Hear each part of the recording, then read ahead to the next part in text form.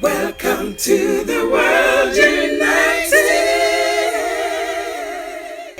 Welcome to the world united. Choose a guru.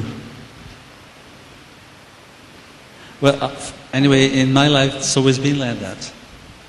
I was called. I was, let's say, chosen. I don't know how to say. I was called. Can speak. I didn't ask for somebody to be my instructor. The instructor told me, "Come with me." It's always been this way. So that's my life.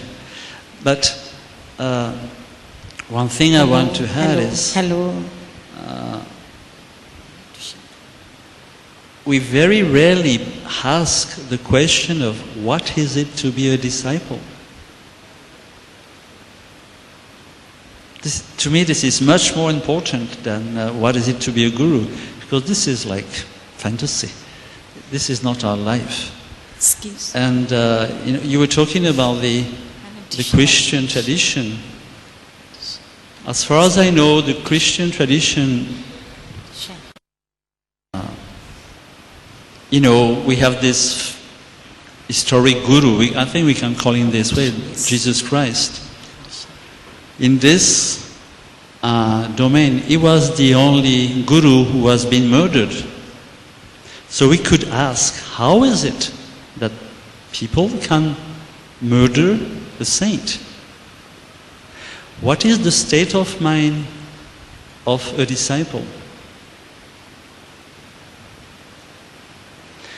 And you might remember in the scriptures, in the Gospels, that one day there is a crowd and the Christ is walking, and suddenly he turns and he said, "Someone has touched me." And Peter said, "Well, Rabbi, there's so many people, they're all touching you." He said, No, somebody touched me.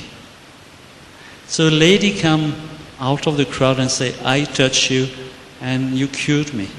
And he answered, "I didn't cure you, your faith cured you." So,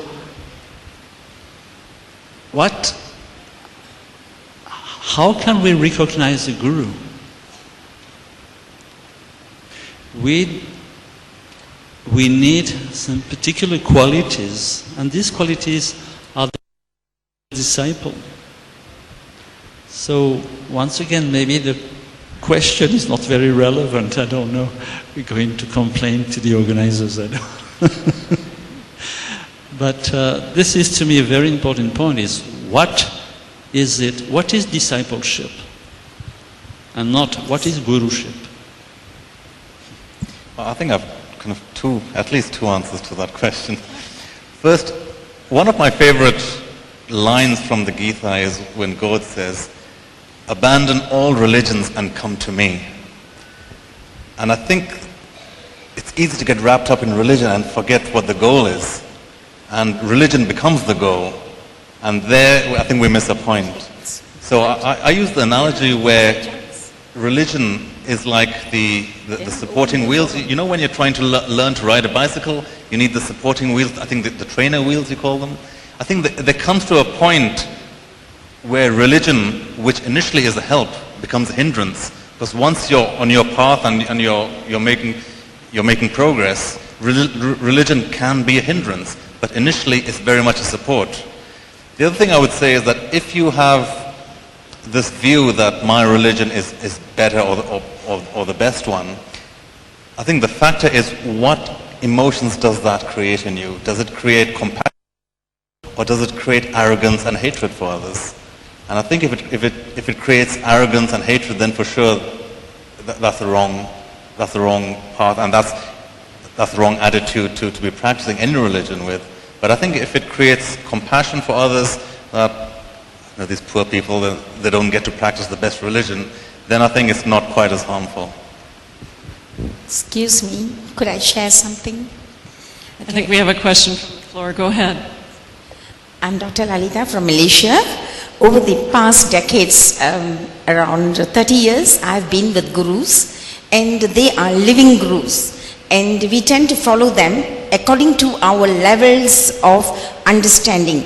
As we evolve and as time speaks, as we say, it's what you want actually. It is the disciple who decides, not the guru decides on a disciple. So as you aspire and you work along, you find that everything just leaves you as you evolve higher and higher. And now I am with an enlightened soul, that is Saint Ramalinga. I have not seen him, but he has shown the way of love and compassion to all living beings, and he has walked his talk.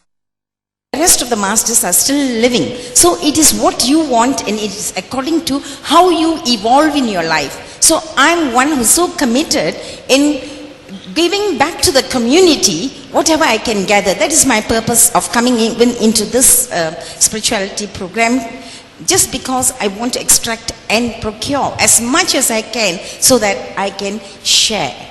So a disciple is not to be defined. The disciple should be this way or that way, or what a guru should be. I think it is more an experience from the inner self. Pure words, thoughts and actions but must synchronize, and you must be pure, and you must really mean from within, from the heart, exactly what you want, and you can never go wrong.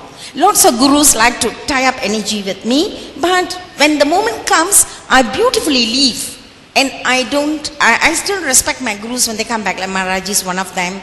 I have a lot of Sri Ganapati Sachidananda Swamiji, the Baba was also there. I've been into Hare Krishna, Hare Rama and so many things. It's all rituals, and it's a lot of, a lot of celibacies, I would say. But actually spirituality is realizing your inner self and enhancing your inner self and being selfless in your commitments and your actions, and you should share without any expectations. That's exactly what life is all about.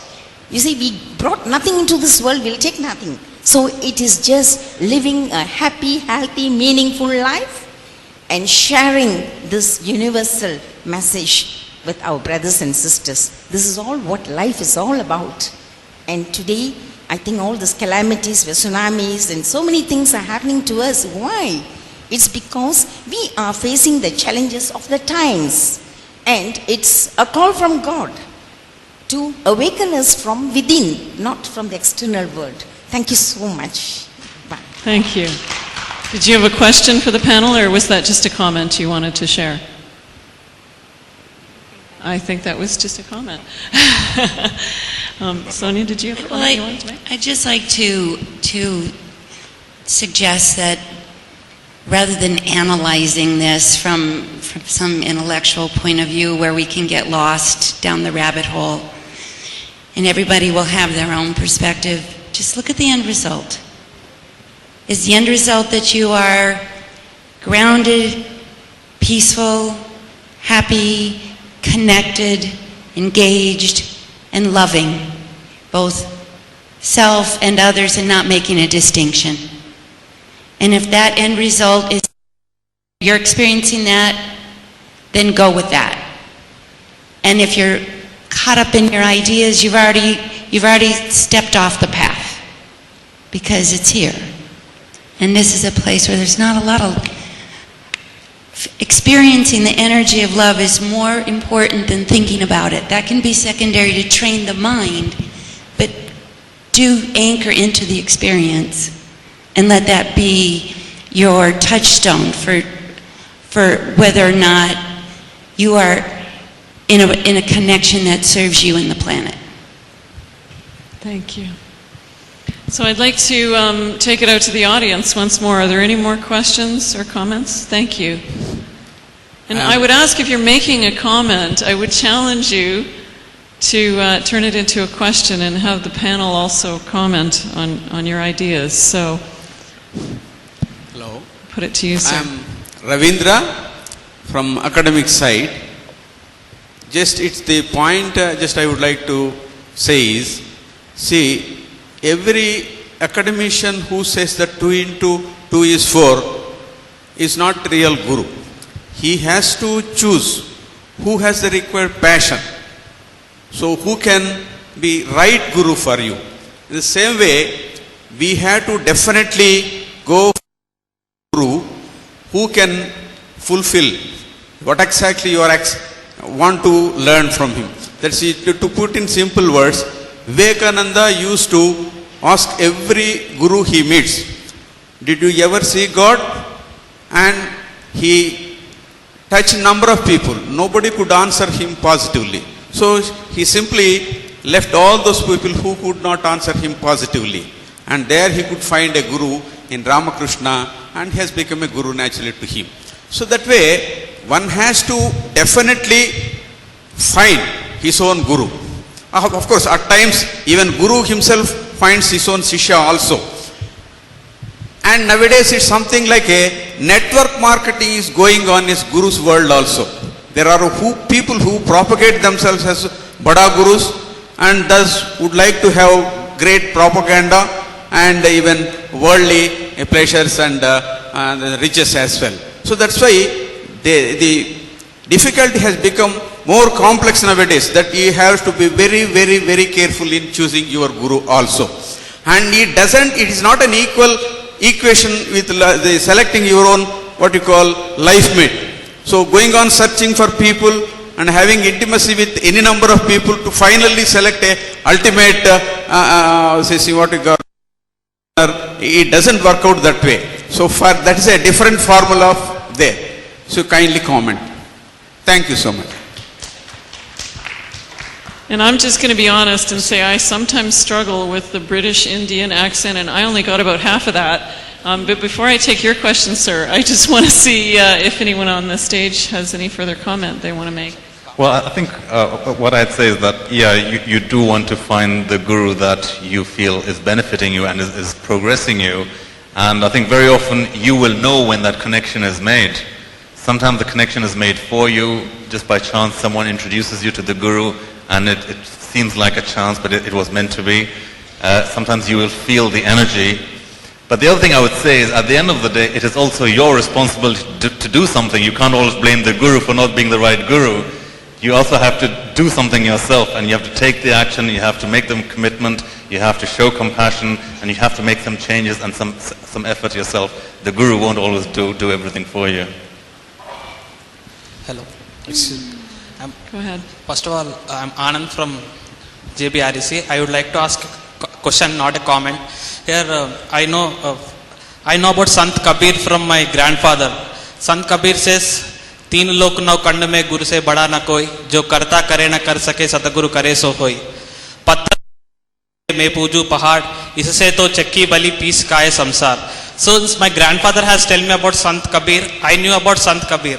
But there are so many people who don't know about great saints. Then how should a disciple identify a guru? What qualities should a disciple find from a guru in order to make him a guru? So how can a disciple identify his guru who can lead him in a better way? That was my question. All right. Are you a software engineer by any chance? No, I'm a student, third year. Because it's not a flowchart. I don't think you can say, okay, I'll first check quality 1 done and quality 2. I think it's a more subjective quality that you know when it's the right connection. I know that doesn't help answer your question. You're looking for like check boxes and yes and no. But I don't think it doesn't work that way. I think when the connection is made, you feel it. Hello. Can we say Guru is just like catalyst in the chemical process of personal transformation, number one thing. And Guru is confined to just human form, or it can be in the form of any literature or in ritual or in place. Sorry, can you say that again? I think the sound doesn't seem to be coming this way very well for some reason. Can you just say that a bit slowly again, please? Yeah, okay. Can we say the catalyst in the process of personal transformation? This is my first question. And second one is that Guru is just confined to the human form, or it can be in the other form, say literature or any ritual or any place. So I think what you're asking is, in the context of, is it better to choose one guru or be someone who learns from many. The guru can be the catalyst to your personal transformation. I didn't quite, I apologize, there's a little bit of an echo on stage. I didn't get the last thing you said. Would you repeat the last sentence? Yeah. Those have to be human. Now, whether guru is confined to just human form, or it can be any literature, any book, or in any other form also. Can you repeat it? Can you please repeat it? Well, I think the question, well, the first question is a guru a catalyst to your journey? And the second one is, does your guru have to be a person? Can it be a book or some other source of wisdom? Thank you. Okay. And, so I'd like to ask the panel to comment on that. But there's something we should not forget, that it is also a love story. And love nobody can understand what love is. So sometimes we put questions where we will never have any answer. And we should not forget that it is also, mainly from some of us, a love story. And love has no reason. So when it comes, it comes. And we don't know what to do with it. We just have to live it. And sometimes in the love story, you understand what you have to do only because you forget yourself. And we might face someone that we call a guru who is totally forgetful of himself or herself. But we don't know. And as far as there is a feeling of being loved, and that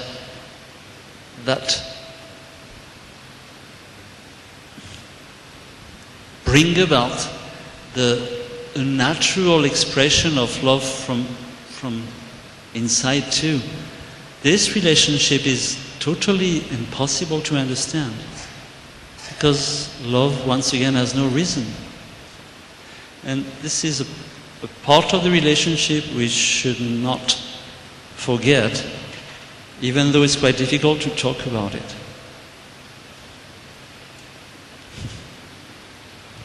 Sir, may I speak a few words? Taking the point my friend mentioned, it is not necessary to have a human guru. For example, in Bhagavatam, there is a character known as Ekalavya. Ekalavya wanted to learn archery and he went to Dronacharya.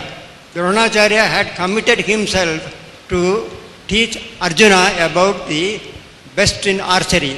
So he refused to take Ekalavya. Now what Ekalavya did was, he built a statue of Dronacharya, and with dedication, faith and utter faith in God, he practiced archery and he excelled Arjuna.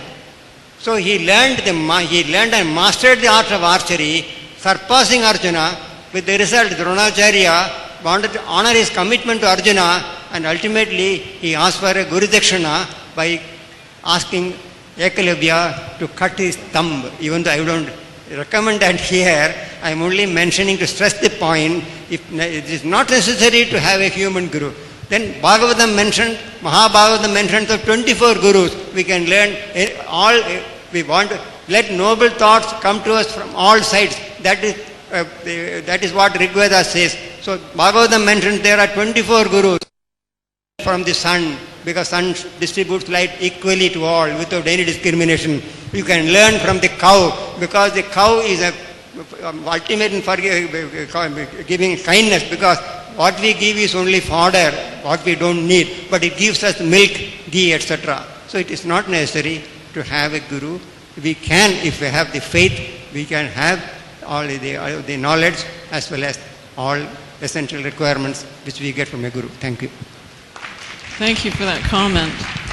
Does anyone have further comments? Also, I would say, if, for example, a book can be your guru, but it needs to be a very special book. I could say that the Gita has been my guru, but I would say it's a combination of the Gita and meditation. And the Gita talks about meditation in chapter 6. It does talk about how to meditate and what to do. But if you do that and you read the Gita, and every time I read the Gita, I feel I've got a new level of understanding.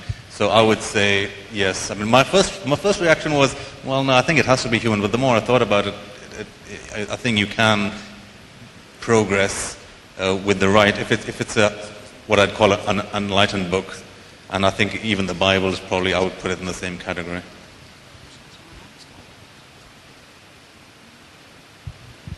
Are there any other comments from them? Actually, before I take your question, I'm just noticing very late in the day and the energy's falling down a little bit in the room. So I'm just going to suggest everyone just for a moment uncross your legs and sit up nice and straight and take a nice deep breath all the way in. And then let the breath back out. And just remember that we're not here just to learn about spirituality, we're here to live spirituality. So let's take another really deep breath. And just feel the presence of your own source, your own higher consciousness. And let the energy of that flow back into you. And I just want to really honor your commitment to staying here to the end. Because it's through commitment and the action toward commitment that you really do attain those deeper levels of spirituality. So thank you for your commitment. We have another question for the floor. Thank you. Yeah, my question is, who is greater, Guru or God? I'm just going to get you to point the mic a little bit more toward your mouth, just because it's not quite picking up the sound. Who is greater, Guru or God?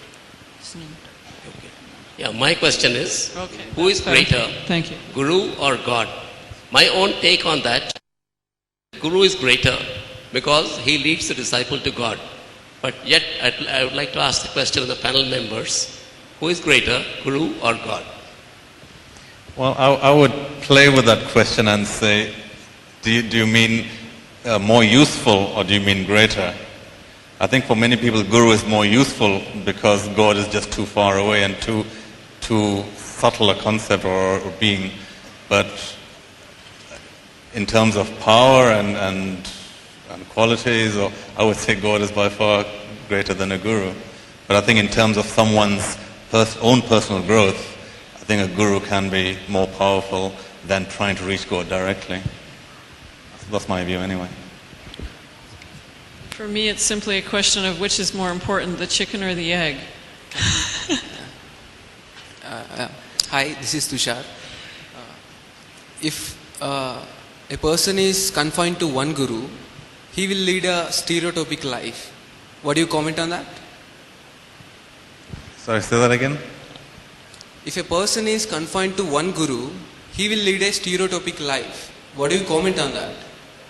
Yeah. He will get what? I'm sorry, we had a sound issue there, so he will get please what repeat out of the life? question one more time? Say, is born in Christianity. From the childhood, what all he knows is Christ, and what all said, he is nurtured by that environment, and he blindly argues that that is the only thing that is existed. If he is born in a Hindu family, he does the same thing. My question is, if a person is confined to one guru, he is confined to that particular arena that is created by his environment. So how can he get the exposure? I love that question. Anyone feel called to tackle that first? But the relationship to Guru has nothing to do with the confinement. Nothing at all. It's relationship which really opens up. You don't feel confined in the relationship to Guru. If you feel confined, you better go to another one. Or forget about all of them, I don't know. But it's a path of freedom. I think the experience with the Guru is not about what the Guru knows. So you're thinking, well, one Guru knows A and one Guru knows B, so there's a gap, and how do I make sure that I've covered everything? But the relationship with the Guru is about developing your... It's not about acquiring knowledge. And the two different sets of information can have the same effect on developing your consciousness depending where you are in your journey.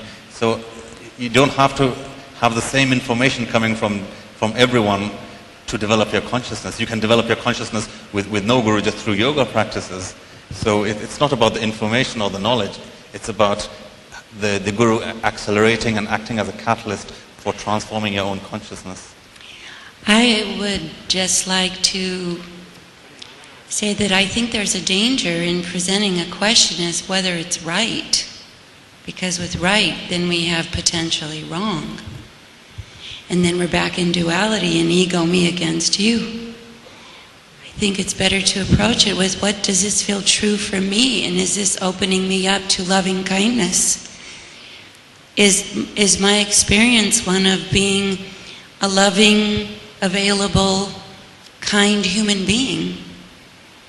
And am I contributing the best of my loving kindness, not through my dialogue or through my attitudes, but through my energy and my efforts and my expression? So I just feel that if we approach something, if it's right, the question is it true? We can only approach what feels true for me, for now, if I'm doing the best that I can for now. So that's how I would approach it. Let me share something. I born in a Hindu family. Till the age of 14, I believed in Hinduism. I worshipped all the Hindu gods. Oh my God, there are 3 crores of gods there. Later, I took Bible.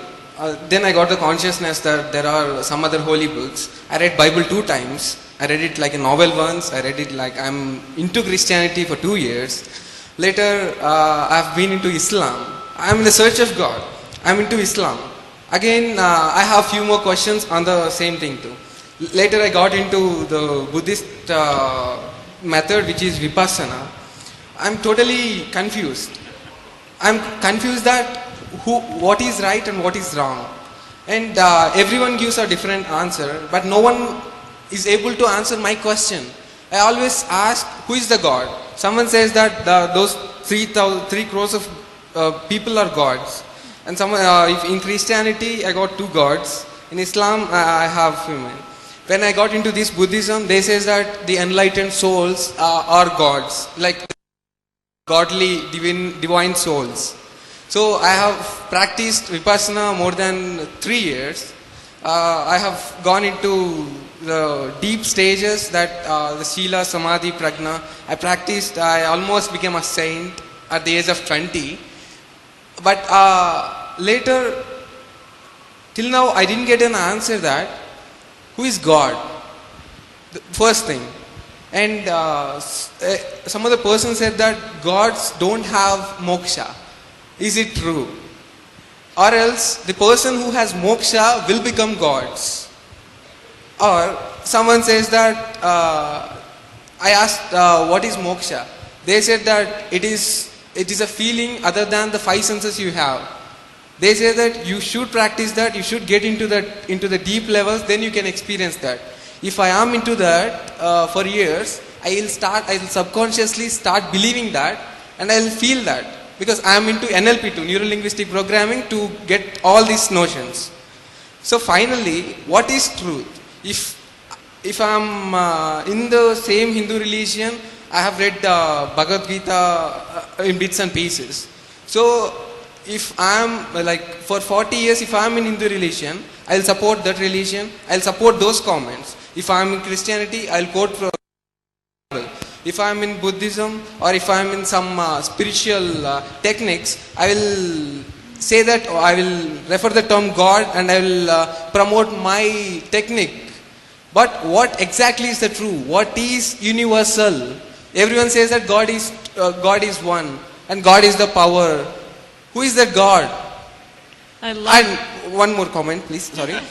The thing is, people are they are so bothered with their problems. They are also called sanskaras, also called karmas. They, from the childhood, they lived a life that is not a life at all.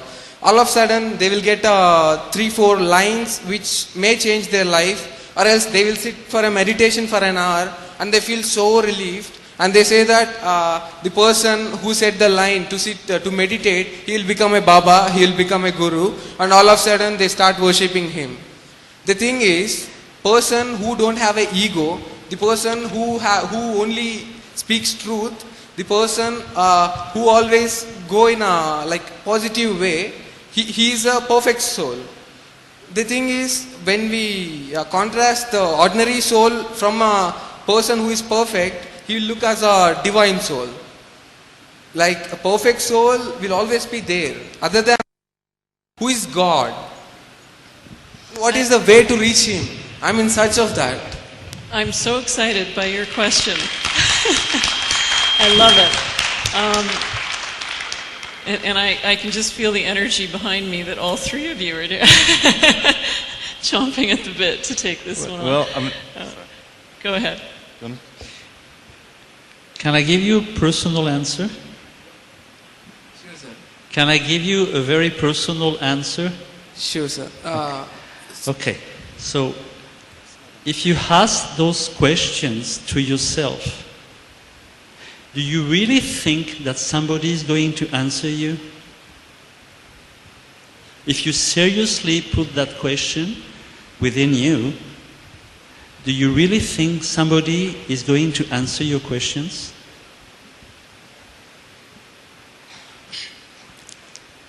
People... No. Do you really think that somebody can answer those questions you're putting us? If they know the answer. I'm sorry? If they know the answer, they can, I guess. So, why don't you put these answers to yourself? That is the first thing I'll do daily when I wake up. So, in the possibilities, silence is also a possibility, which means there might not be any mental answer to such questions. There might be another kind of answer which comes from silence. It might be another possible way to find an answer. You know, the topic here is it worthwhile to go in different school of thoughts? It's very difficult if you go in one school of thought and if you believe the answers that are given, and then you go to another school and you believe the answers, and you go to another school. Can you imagine being yourself the student and the teacher, that the answers would come from, we don't know where, but come from yourself and not from school of thoughts? This possibility can also be taken. There is not only answers from others. You know, today, it is not a new history. This history has been going on.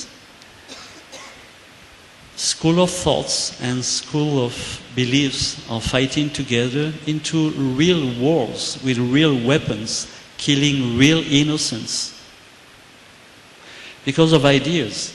And those ideas are fighting, and it comes to aeroplane and bombs and guns and all the rest of it. So we have to be very careful with this, because the state of confusion is not personal. It spreads everywhere. And we might also take the possibility that we have all the answers, but maybe the answers are not in the same shape of mental questions. They might be different. But you know, if we are just like you here, we feel like being shot. But I think if you're not getting an answer, that could be an indication or a hint that maybe either the question is too big or it's not the right question. And I would suggest that maybe a better question is, who am I? Instead of who is God. What is your essence? And I think when you find, you'll probably find your answer. Actually, I'd like to build on that. Are you open to the possibility that it's not the answer you need to find, but the question you need to find? Yeah. Because I think when you find the right question to ask, the answer will be obvious. So you might want to open yourself up to the possibility that it's the question that you need to find. And when you meditate on that, I think the answer will come very easily. You need me to speak slower? Okay. I'd suggest that you open yourself to the possibility that it's the question that you need to find, not the answer. Because when you find the right question to ask, the answer will be obvious to you.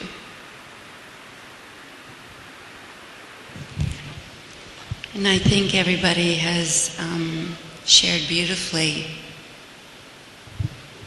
and reflected beautifully, so that there's really nothing more to say. Sorry, one more thing I wanted to say. When we were talking about different religions, I've read the Gita and I've read the Bible, and I would say 90% of what they say is the same. They both talk about compassion, about focus, about sacrifice, about faith, about God, and about love. 90% of it is the same. And if you think that only 50% of it is the same, meditate a bit more and then read them, then you'll find that they are 60% the same. Meditate a bit more, then read them, you'll find that 70% of it is the same. It's a question of where you are coming from and what level of consciousness, and that will define what wisdom you will see. And you will see the connections that you maybe don't see today. So I would say a lot of this difference is a myth that people have created for maybe human and political reasons rather than based on substance.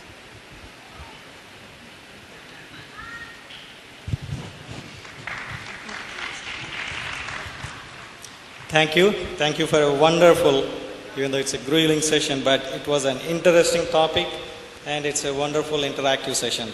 Thanks for the patience. Thank you, Sonia. Thank you.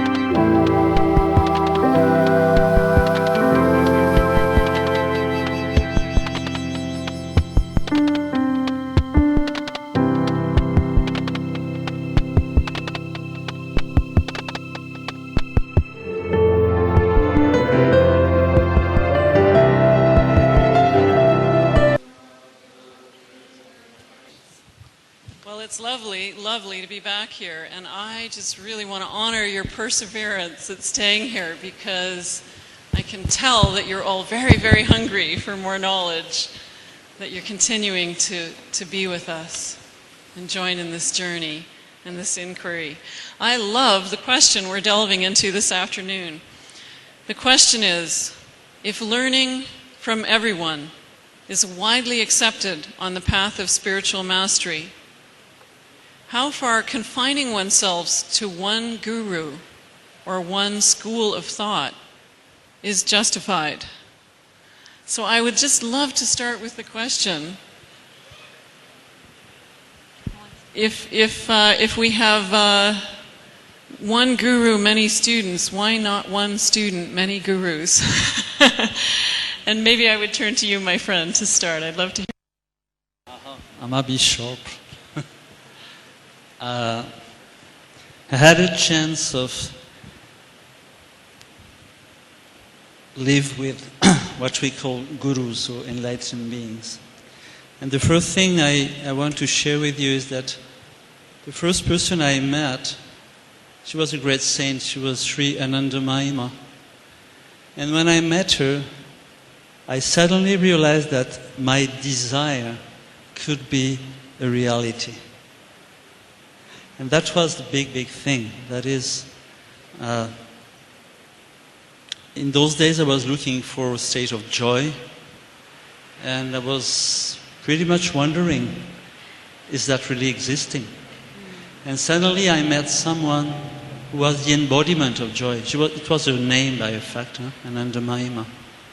So just by seeing and by staying close with her, I realized that my desire was possible, which was something someone I've never met, that inspired me the possibility of joy. So in that sense, I would say that the main difference between the Guru and the one who is not is that the student, the person who is in a quest, has questions, and the Guru has no questions. But this is the only difference. But they have something which is common, which is that both of them have no answer. So when I met someone who had no answer, but who seemed to be so deeply happy 24 hours a day for months and months, that gives me a big support, sensing that what I was looking for was possible. And that was not possible with other people. So that is for me the main difference. This is at the beginning of the quest. Then things changed. And today I can say that everything in our life, or in my life, can be a teacher. But in those days, not at all. Because I could see what I was looking for was existing in someone else. Big, big help. Because I was desperate. I love that. Forever the student. Who'd like to go next? Well, I'd like to draw the slight distinction, I think, between a teacher and a guru. I think there are a lot of teachers who have a lot of wisdom and they can give you the information and answer your questions. But what's special about a guru is that a guru connects you to the truth. And you can be transformed just by being in the presence of the guru, even without the guru saying anything. You can be graced by his presence. And I've had that experience myself. About 12 years ago I met my guru, and at the time I used to, never in huge amounts, but I used to drink a bit of alcohol and have a bit of meat. But in one meeting with him, I was instantly just transformed, and I haven't had a drop or a bit of meat since then.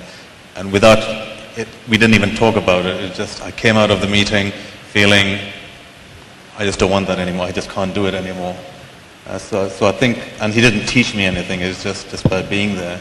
So I think the guru can accelerate your transformation just by his presence or her presence.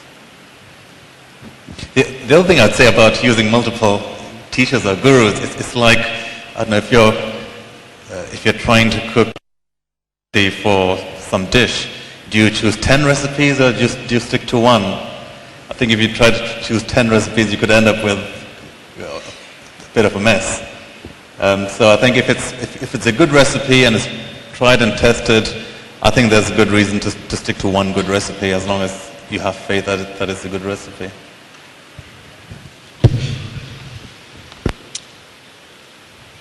My response is that it depends on who you are as much as who you're with. There are some of us who have the privilege and the benefit and the call to connect with a beautiful guru who can transform your vibration. Because by nature, human beings entrain to the frequency that they're around, and there's not many who have accomplished the capacity to hold a frequency at such a high level, but when you do, it's so powerful, it does shift and transform very often instantly. And then the benefit of following is to learn to hold that frequency yourself. That said, it's not accessible or in the path for everyone at this point, and maybe that's a bit too slow. I think that we can derive from the energies of those around who lift us up a little bit, and then we go a little bit more, and maybe we can all in some capacity serve as the momentary launch to the next frequency for the one, always hoping, of course, that we will be exposed to one who holds that frequency of unconditional love and pure energy of light. So I don't have an opinion as to what is correct, only to go inward and hold yourself accountable to what your own intention is, and that there is a guru within that will put you in the experiences that align with that inner desire. And I find that if you can hold that desire long enough, however that will be fulfilled will absolutely appear. I love that. I love the full exploration of this topic, and personally, I'd like to dance on both sides of this topic. I want to approach it from a more practical level, because I loved your analogy of, do you want to use many recipes or do you want to just use one? And I love the idea of just using one recipe, and at the same time, when you start mixing recipes, sometimes it becomes very profound and something really new and incredible starts being created. I'm actually someone that's read, I'd say, a high number of the different spiritual texts in the world. I was actually raised in the Christian faith, even though I don't pursue Christianity anymore. And I'm just tackling the Bhagavad Gita, that I've read many of the other, main spiritual texts of the world. And for me, exploring many, the convergences and divergences have helped me really get in tune with what is absolute truth and what is more religious doctrine. And, for me, there's a clear distinction between religion and spirituality. Religion is the set of rules or rituals that you would go through to help you attain spirituality.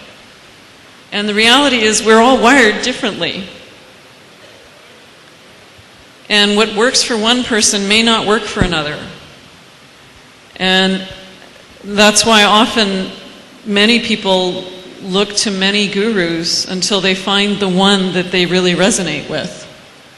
And so if you haven't found the path that really brings you to deeper spirituality yet, I would say be a dedicated lifelong learner and keep looking. I loved meeting Dada Vaswani last night when we got to interview him for the documentary. Because when we met him, the first thing Sean said was, "I hear you're the most amazing master." And he said, "No, I'm the student." And here's a man who's revered not only all over India, but all over the world. And it was such a profound statement of even the master's desire to remain the student and to be a dedicated learner. That having said, I believe there's a level of exquisiteness, and I'd love for the rest of you to comment on this, so I would throw this out to you as a question. In the same way that there's a difference between a man and a woman who just date, or a man and a woman who might live together and not get married, and when you get married, there's this level of exquisiteness that you can go to. The commitment creates a different level of intimacy, a different level of attainment. Similarly with friendship, when you finally make that choice and say, you're my best friend, I would crawl through glass for you. I would fly around the world for you. I would do anything for you. There is a different level of attainment, a different level of intimacy, a different level of spirituality available when that heavy commitment is made. So I would just ask each of you to comment on that. How important is it to commit to the one path and really marry yourself to that path in order to get to that really high level of intimacy with spirituality, with God? Well, I think there is a magic in commitment, no matter what it is. If you have a goal, if you mentally commit to it, it's different from just saying, I'm going to do that, or I want to do that. When you commit and decide, this is what I want to do, this is my covenant in front of God, that I will be with you for the rest of my life, that has a different flavor to it, and it transforms you, and it transforms your attitude, and it transforms your energy. So I believe commitment is a very strong and very powerful energy, and the Gita talks about commitment a lot, that being committed and dedicated to no matter what your goal is, I will build your faith and I will give you faith. And that is what God said to Arjun. So I think there's great power in commitment, for sure. Does it mean that the topic is not exactly the good one? That the topic should be how to be a disciple? Well, I was reminded, when you mentioned the Gita, I was reminded of a question that Arjun asked Krishna. He asks, well, what if I really don't follow the scriptures, the word of the scriptures, but I kind of do my own thing, and I be a good man, and I try to do my duty the best I understand? Is that not good enough? And Krishna says, well, that's not really, you're missing the point. But if you really have to do that, then start whatever you do with the phrase Om Tat Sat. So that's your kind of plan B, I guess. That if you start if you're cooking your own recipes, start with Om Tat Sat, and then it's kind of semi-blessed. Well, my feeling is that it's not about who's out there. Unless there is the commitment here, you're going to miss whatever the opportunity is, in whatever form it presents itself. So the commitment is, there's a saying, when one commits, the providence follows. So really no shift will take place on a profound and lasting level, like I talked about, holding the frequency, if that commitment isn't stable and in place. So that's the first guru, is to commit to that yearning in your own heart and do whatever it takes to follow that yearning peace. I love that. Fabulous. So I'd like to take the opportunity. Can we throw it out to the audience for questions? Do we have another mic? Is that available? Just asking them. I don't know. Just let me just see here. So if there are questions from the audience, I would just ask you to raise and stand up, and I will repeat the question to the panel. I'm not seeing. Oh, fabulous. Okay.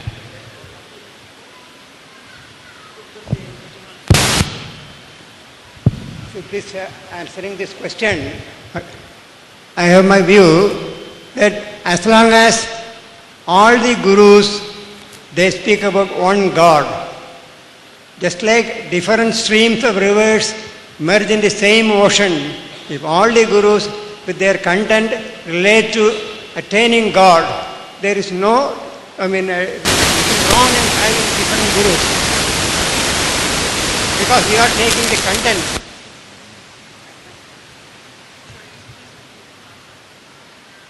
As long as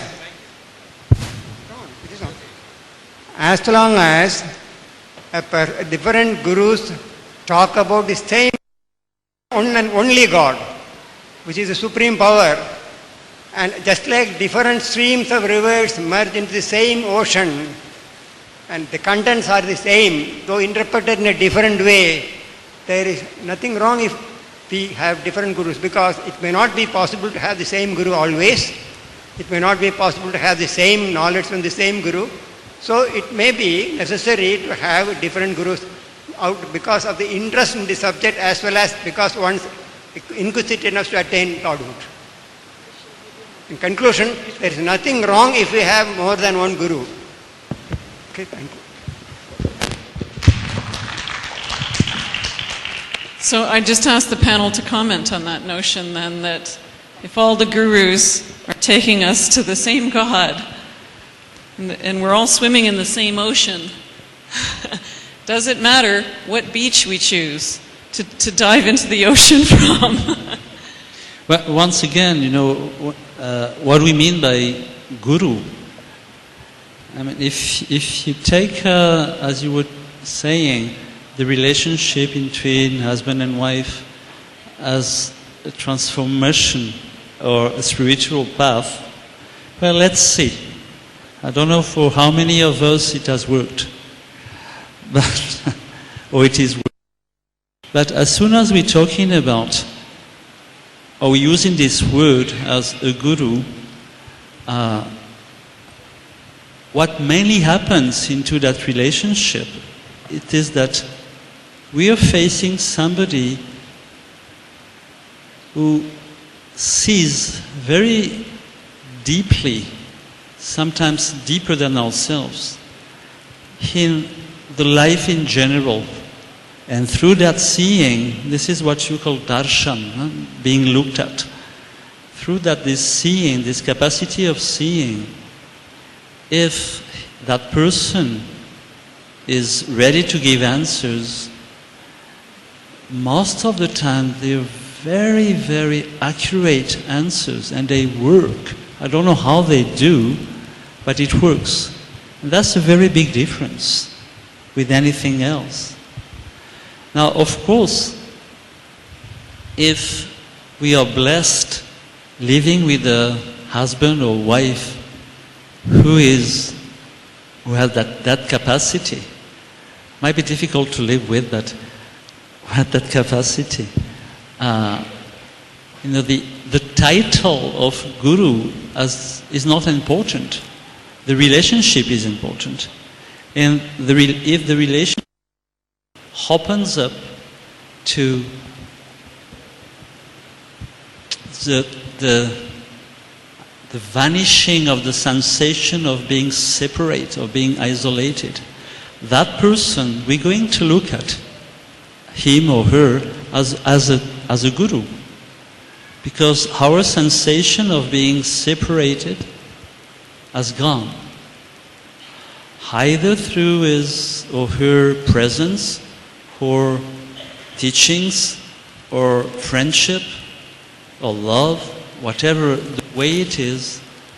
But as far as one person or any situation helps your sensation of separation to vanish, that thing or that person can be called a guru. But it does not absolutely to be some fancy person dressed in a fancy way or in a particular situation. Anything can be. If it works that way, we can call it a guru.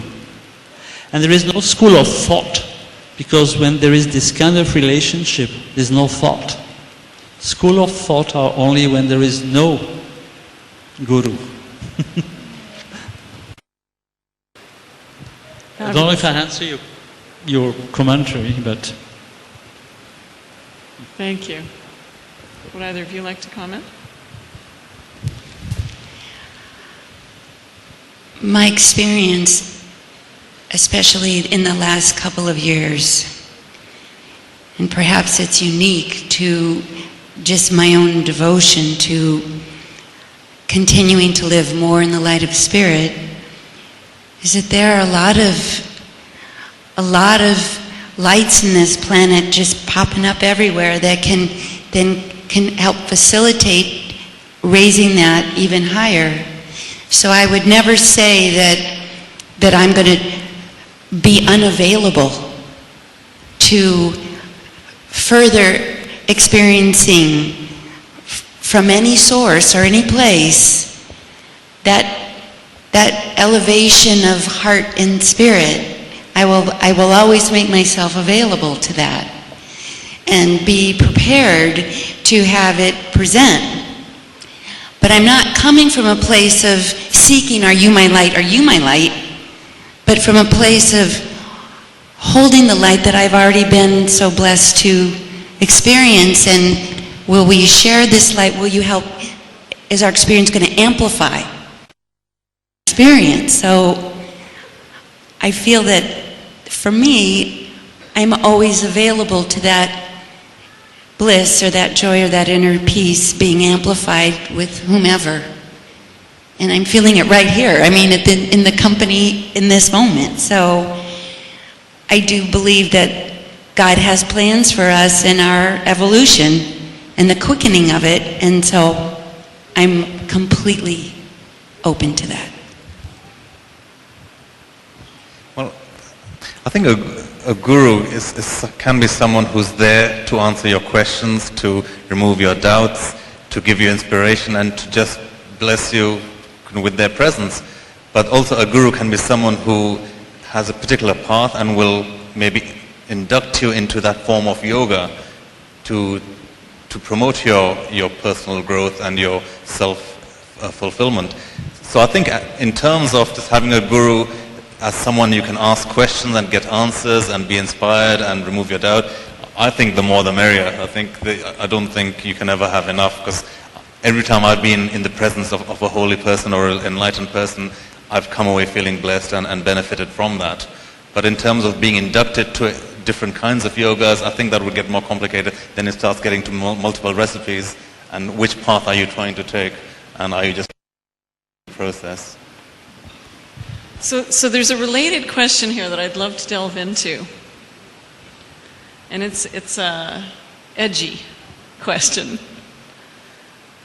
Because one of the challenges with religion that I've always had, or the challenges with committing to a specific guru, is that there's often this risk that the followers of that guru, the followers of that faith, the followers of that religion begin to think, I'm right and everyone else is wrong. And I've always thought, in the Christian doctrine they talk about the existence of a Satan, the devil. and many other philosophies will talk about a dark one, or the fall to sin, the fall to hatred, or a form that represents the fall to ego. And I always thought if there was such a thing as a devil manifest, that all he would have to do is run around and whisper to everyone, you're right, they're all wrong. So I would love to have you comment on the risks associated with the dangers of choosing and thinking that that is the right path. And maybe some of my personal biases are slipping into that question, and I'm just going to say I'm the moderator, so I get to do that. I don't think it works that way. I think the guru chooses you. You don't